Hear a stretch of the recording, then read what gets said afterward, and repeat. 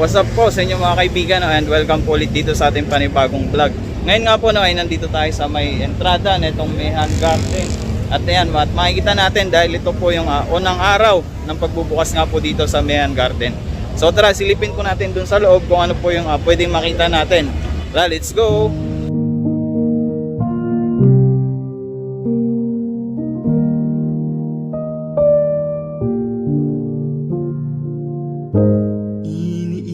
Ng tahanan, tinatahakang daan patungo sa panibagong hamon ng pagsubok at pagkakataon.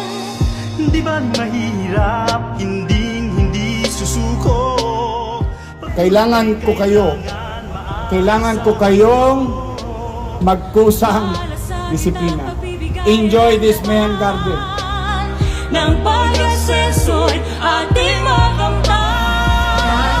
Dito sa lungsod Maynila, bawat isa ay mahalaga. Tuwing inyong ngiti ay nakikita, kakaibang saya ang nadarama. Ipagdiwang ang Pasko ng batang Manileño, Manileño. Ipagdiwang ang Pasko ng batang Manileño, Manileño. Sa bawat kislap at mga kutita, pagmamahalan ay lumalaganap. We will try to do our best in our own little way na akapin, abutin ang lahat ng pamilyang Manileño sa lungsod. Nang sa ganoon, kahit paano sa gabi ng 24, may mapag-aarimunan ang bawat pamilyang Manileño sa lungsod ng Maynila. Okay, tuloy ng araw, Paskong nakaraan, tila ba kailanlan? Paskong na naman, okay, tuloy ng araw. We'll be showing you for so many months when we launch Buy Local, Eat Local Restaurant Week ngayong Paskuhan sa Maynila. Tapos yung luntian, Kapiyat Luntia, and so Minjat Tienda, and all other things. Sa maliit namin kaparanan, hindi kami titigil. Hindi talaga. Iniiwan ang tahanan, tinatahakang daan patungo sa panibagong hamon ng pagsubok at pagkakataon. Di ba mahirap, hindi susuko? Pagtulong ay kailangan, maaasahan nyo. Malasakit at pagbibigayan ng daan ng pag-asenso'y ating makamtan. Dahil dito sa lungsod Maynila. Thank you sa ating minamahal na Vice Mayor Hani Lacuna, sa ating pong mga konsehal ng Maynila na nandito. Magandang gabi sa inyo mga konsehal. Bakit yung mga nandito wala pang asawa? Mukhang naghahanap kayo ng jowa ngayong Pasko. Andiyan si Ray, dalaga pa yan. Dala na. Anyway, sa ating mga department head, sa ating partner sa national government, DILG, nakita ko si Atty. Rolin, ayun, ng DILG and DILG family, and of course, our partner in pursuing business opportunity in our country, And in our own Little West local government unit in the city of Manila, Secretary Lopez being represented by our Undersecretary Glisila Lantayona, Regional Operations Group, DTI. Ma'am, welcome po kayo sa Maynila. Sa ating pong si Miss Marcelina S. Alcantara, Regional Director, DTI NCR.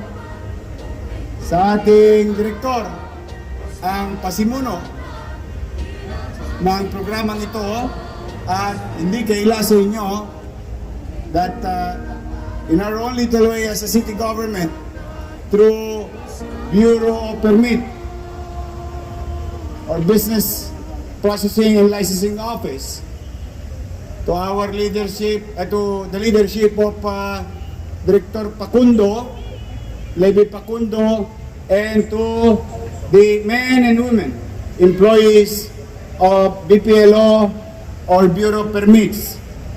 Sila po, for the past so many months,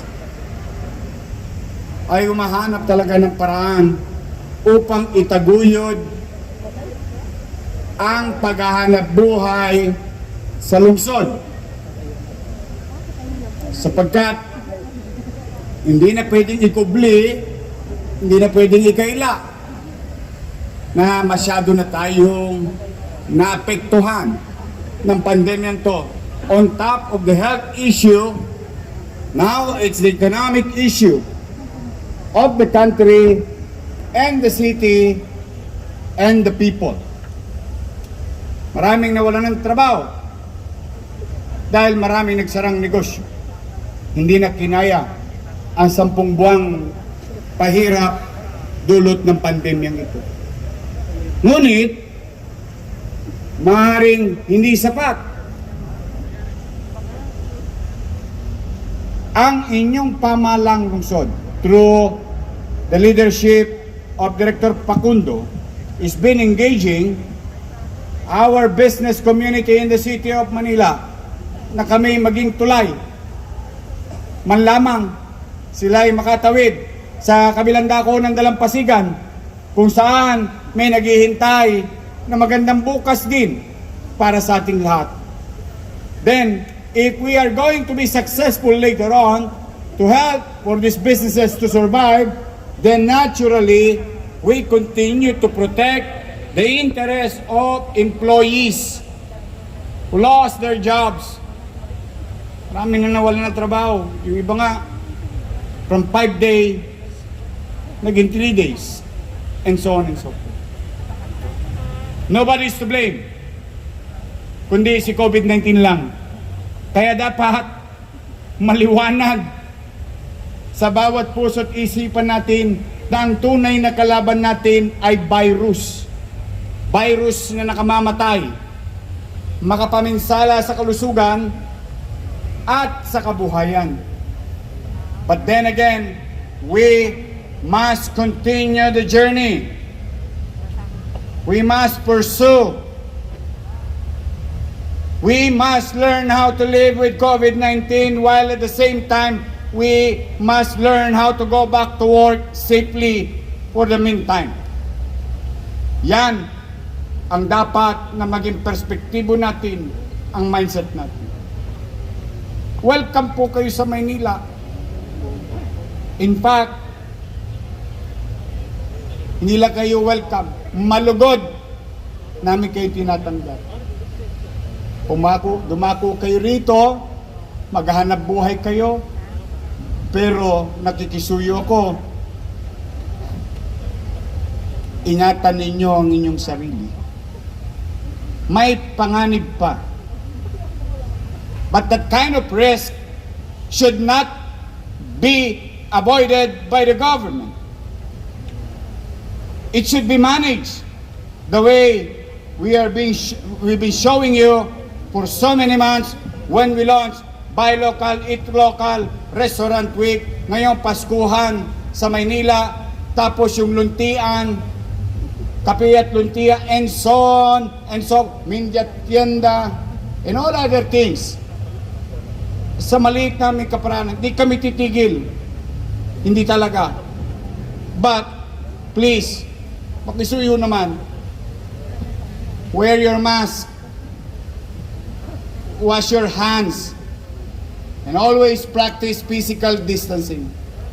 What we need from you is self-discipline.